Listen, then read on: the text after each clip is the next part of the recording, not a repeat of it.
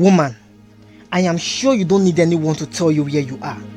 This is where everyone will give account of how they managed all that was given to them. The account you give will determine if you would go in to receive your reward or otherwise. To whom much is given, much is required. I am the maker and the master of all. I own everything. Everyone living on the face of the earth are only a steward of all that I own. I made man. I chose when, where, and the time man was born. I determined the family he was born into, and I determined the way his body was crafted ahead of time. I made everyone the way they are. So you, woman, I entrusted you with so much. I made you beautiful. I gave you a husband. I gave you children. How did you steward them? I equipped you with information, with spiritual gifts, with talents, with abilities. How did you use them? I gave you wealth. I gave you power. I gave you positions. I gave you influence. I gave you platforms. How did you steward them? What about the relationships I brought your way? How did you handle them? I gave you the gift of singing, the gift of ushering, the gift of preaching, the gift of writing, the gift of saving souls, and the gift of discipling people. How did you use them?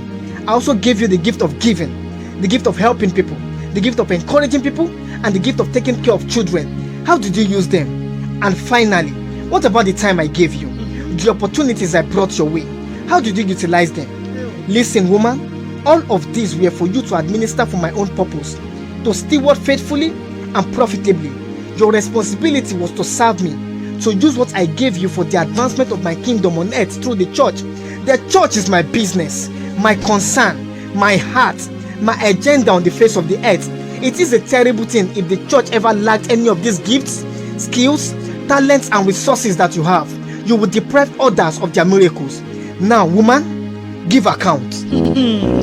Hey, Okam CJ, what sort of life did I live? I was busy whiling away time, thinking I was still time, not knowing that life was so short, and the ones I managed to use, I used them for my own selfish interests.